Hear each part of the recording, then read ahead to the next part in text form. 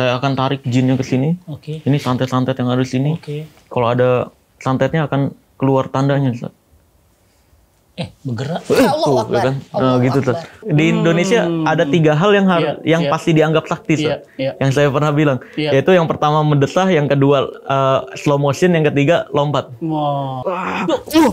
Wih. Tenaganya luar biasa gitu. Energinya luar biasa. Karena karakternya dikenal merangin dukun, saya ejek dukun juga, Ustaz. Kalau dukun praktikan gini, saya praktekin. Kalau kita magician, wow kelasnya di atas ini. Kalau dukun kan di bawah sini nih. Iya, saya gitu. Gitu.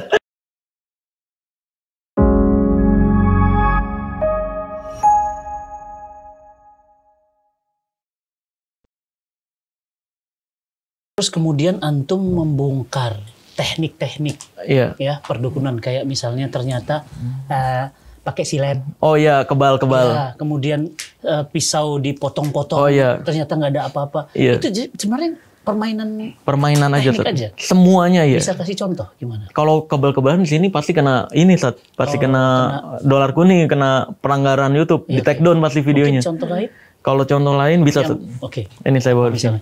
Ini yang disebut pembersihan rumah, bilang. Ini kayak pengecekannya, gini, Ustaz. Ini saya pinggirin dulu. Nah, ini saya punya kain kosong ya. Ini biasa dipakai oleh dukun. Dukun. Oke. Dia bilangnya ini kain yang udah diritualin, Ustaz. Ini kain yang udah diritualin. Padahal coba lihat nih. Iya, ini kosong. Total.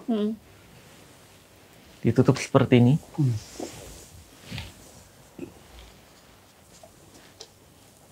Oh gini. Ditutup gini. Ditutup gini. Dibalikin. Nih, Ustaz. Ini untuk pengecekan di rumah sini, Ustaz. Nah, pembersihan katanya. Nih, saya akan tarik jinnya ke sini. Oke. Ini santet-santet yang ada di sini. Oke. Kalau ada santetnya akan keluar tandanya, Ustaz. Bergerak. Tuh, ya kan? Gitu tuh.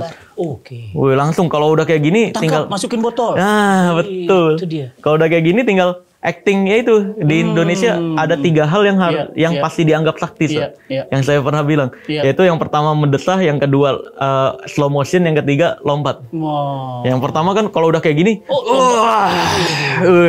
sama slow motion. Harus slow motion karena makin yakin tuh ya. Iya, karena kalau mendesah nggak slow motion, jelek.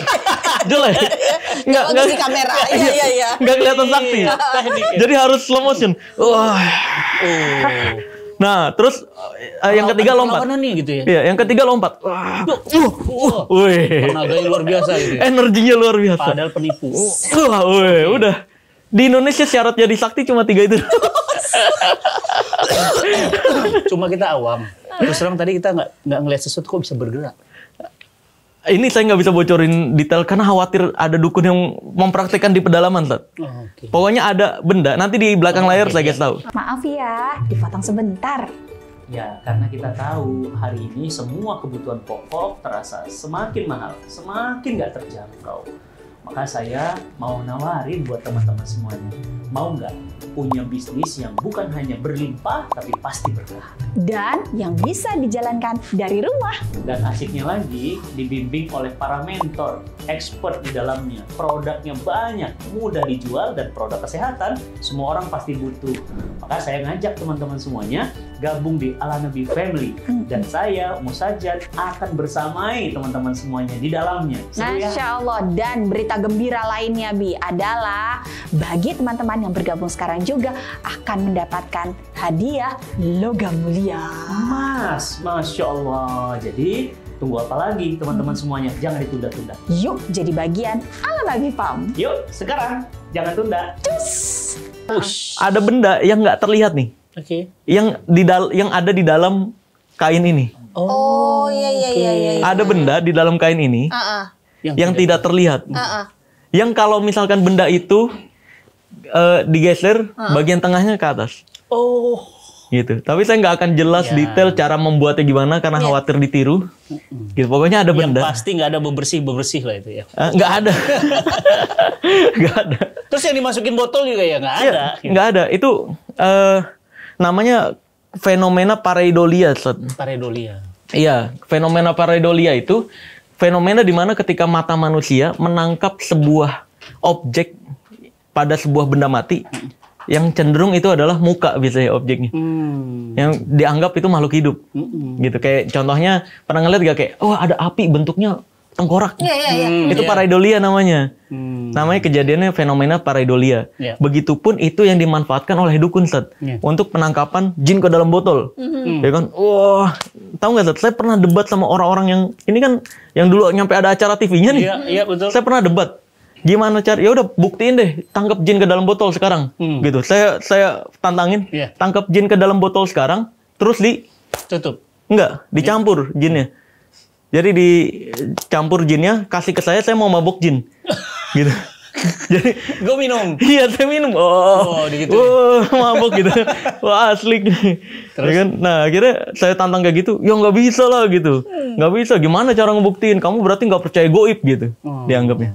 Ya, yang saya nggak percaya itu bukan goib. Yang saya nggak percaya itu elu gitu. Gitu. Nah, akhirnya dia nggak bisa ngebuktiin. Nah, sebenarnya yang mereka manfaatkan kan fenomena pareidolia itu. Dimana ketika mereka pura-pura nangkep, ya tadi praktekin 3 hal tadi tuh. Ya kan? Tangkep, tutup. Nih, udah ada. Terus nanti difotoin sama mereka. Dikasih cahaya flash. Difotoin sampai ada bentuk kayak manusianya lah. Atau yang ditutup mata tapi gambar dia.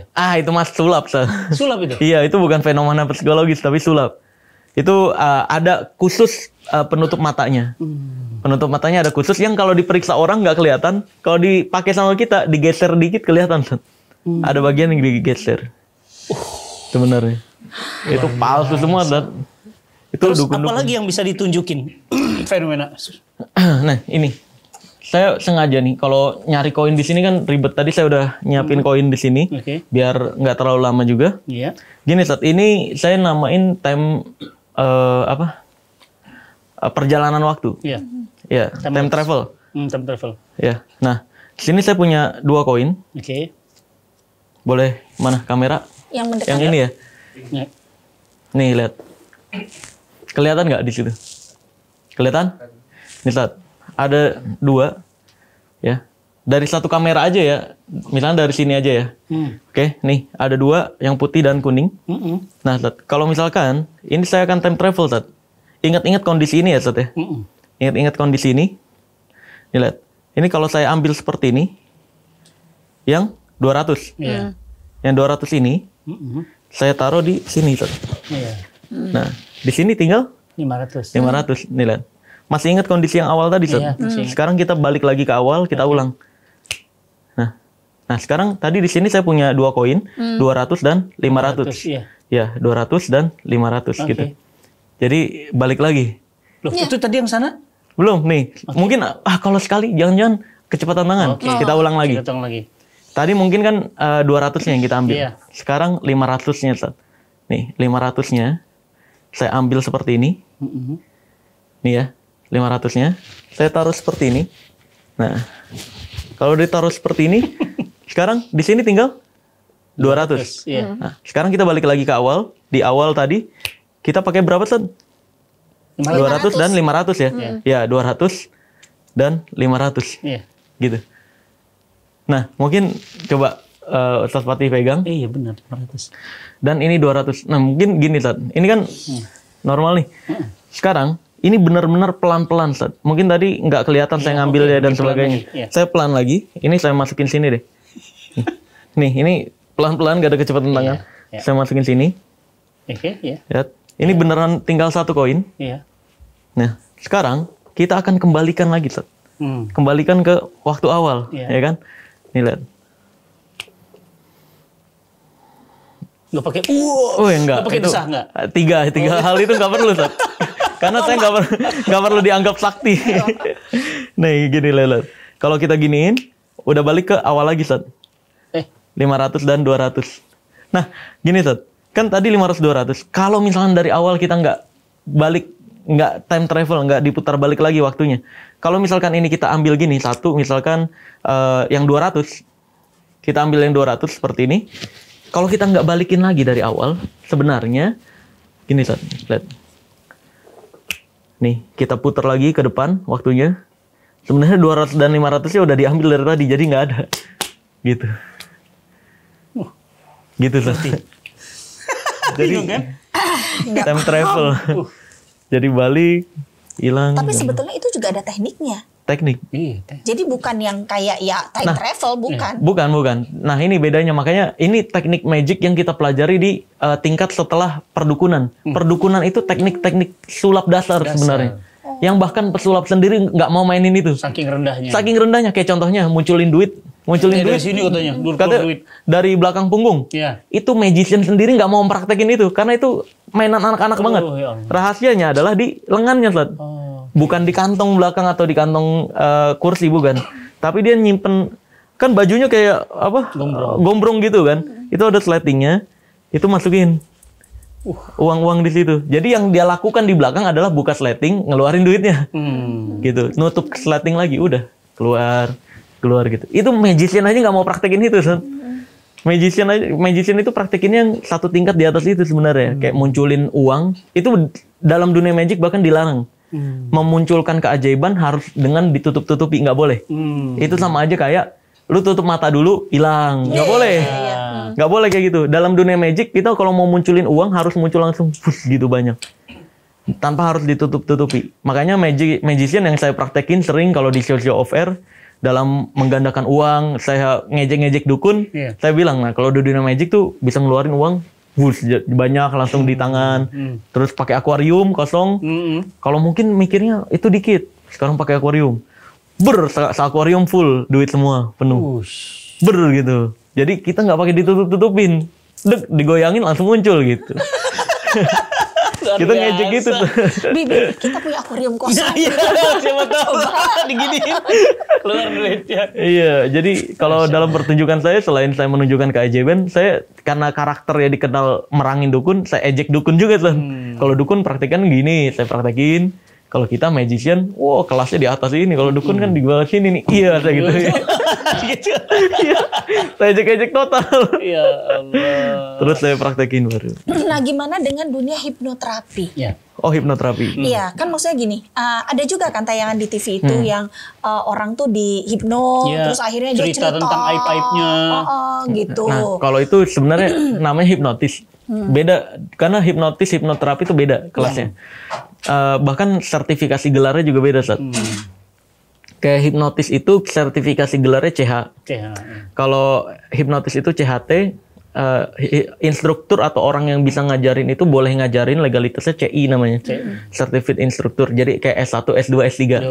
Nah, kalau hipnotis yang tadi yang kayak buat kejujuran, itu sebenarnya hipnotis for entertainment. Tapi itu bukan hipnotis juga, itu settingan. Oh, settingan. Palsu. Hipnotis itu nggak bisa untuk kejujuran.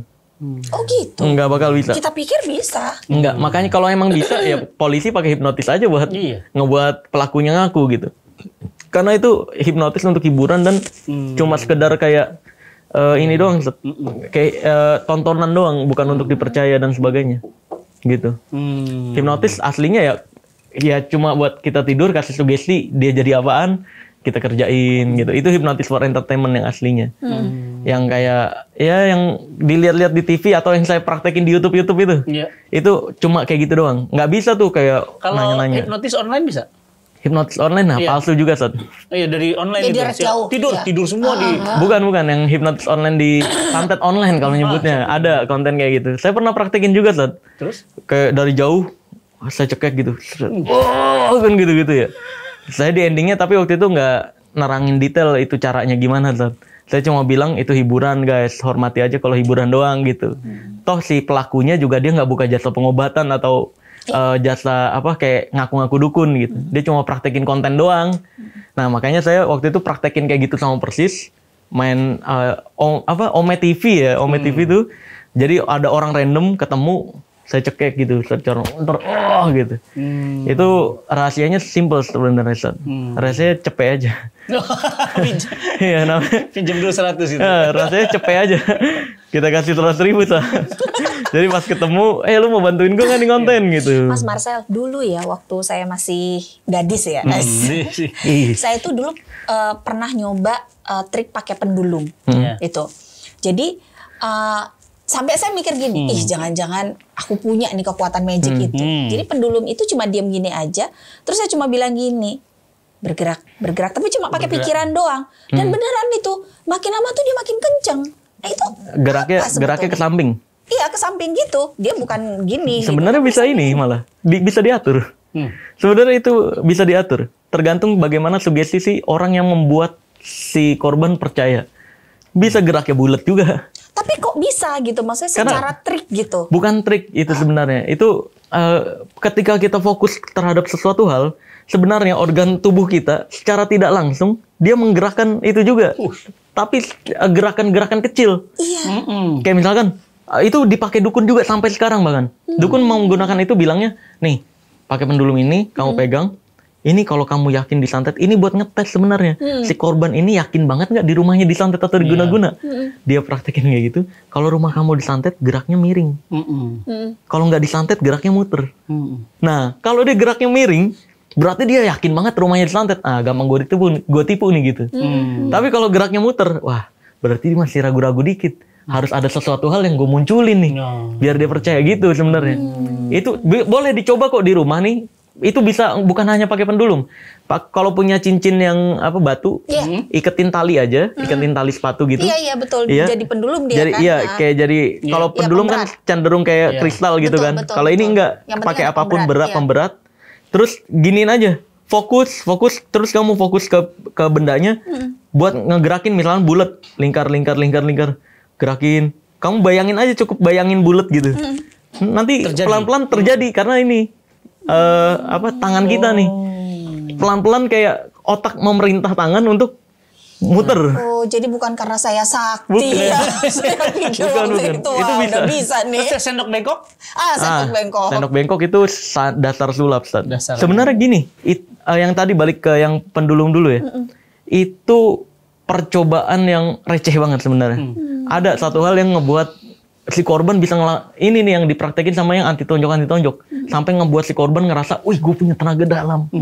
Nih kayak misalkan nih Ustadz Fatih sama Teteh nih saya isiin ilmu. Wah, ini nama ilmunya Ladungu. Iya, karena kan iya kan kalau Laduni kan Nabi Hidir itu kisahnya. Kalau ilmu-ilmuan gini namanya Ladungu nih.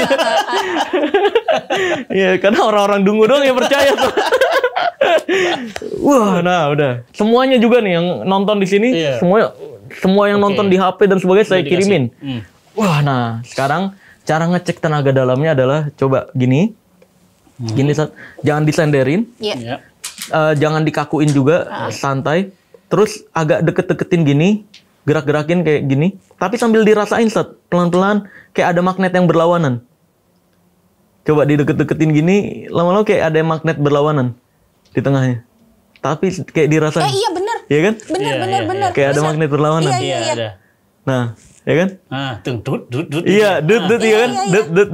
Dut. Nah, itu kan ajaib kan? Orang langsung kalau digin, wah anjir beneran diisiin tuh. Sakti. Sampai transferannya. Iya, sampai terus dikira tahu ada isinya. Terus apa sebenarnya? Sebenarnya pikiran kita sendiri saat yang membuat-buat itu. Itu pikiran kita sendiri yang membuat-buat dengan sugesti saya tadi. Rasain kayak ada magnet berlawanan. Jadi dia ngerasain ada magnet. Coba kalau saya sugestiin. Nah, sekarang rasain kayak ada magnet yang saling tarik-menarik. Coba diem tapi jangan digerakin. Tapi rasain kayak ada magnet yang saling tarik-menarik. Ya udah dia jadi merapat. Lama-lama ngerapet kan? Nah, itu. Ajaib. Iya. Makanya itu kekuatan sugesti kita. Makanya kata-kata kita ini sangat penting. Bahkan gini, mungkin ada yang mikir, sugesti doang, kata-kata doang. Jangan salah. Karena gini, kita nikah pun pakai kata-kata doang. Itu kan. Hati-hati dengan kata-kata. Yang haram jadi halal. Karena kata-kata doang, saya terima nikahnya. Iya kan? Iya. Nah, itu makanya ajaibnya kata-kata gitu. Nggak bisa dipandang. Ini jadi mikir gini, gimana hal ini ya tentang sugesti ini, itu bisa kita praktekkan ke anak-anak. Bisa. Misalnya mensugesti anak-anak untuk kamu pinter nak, kamu anak pinter nak gitu. Iya. Karena kan kita orang tua tuh kadang-kadang kalau udah marah sama anak gitu, masa sih gini aja nggak bisa gitu. Jangan kayak gitu. Makanya kalau kayak gitu, anak bakal terfokus hal yang nggak bisanya. Makanya ketika dia dapat prestasi kasih hadiah. wih juara, wih dapatnya 100, wih ayo beli es krim. Jadi ketika dia berusaha memaksa dirinya, berarti kalau gue mau dapat hadiah gue harus kayak gini dulu gitu. Tapi ketika dia masa kayak gini nggak bisa sih, ya emang kayak gini sih gitu, dia bakal fokus ke hal-hal yang nggak bisanya. Karena sebenarnya dalam hidup kita tuh kayak gini, Ustaz. Pikiran kita itu tergantung arah fokus kita. Kayak contohnya, ketika ada orang yang bangun terus malam, jam 3 pagi kebangun terus. Jam 3 pagi kebangun terus. Ya. Kalau dia larinya ke dukun, ini kok saya jadi nggak tenang ya tidur ya. Setiap jam 3 kebangun terus. Kalau kata dukun, wah kamu disantet. Kamu dikirimin. Coba pergi ke ustadz. Saya kok jam 3 bangun terus ya? Bagus malah. Bagus. Kamu berarti dibangunin malaikat.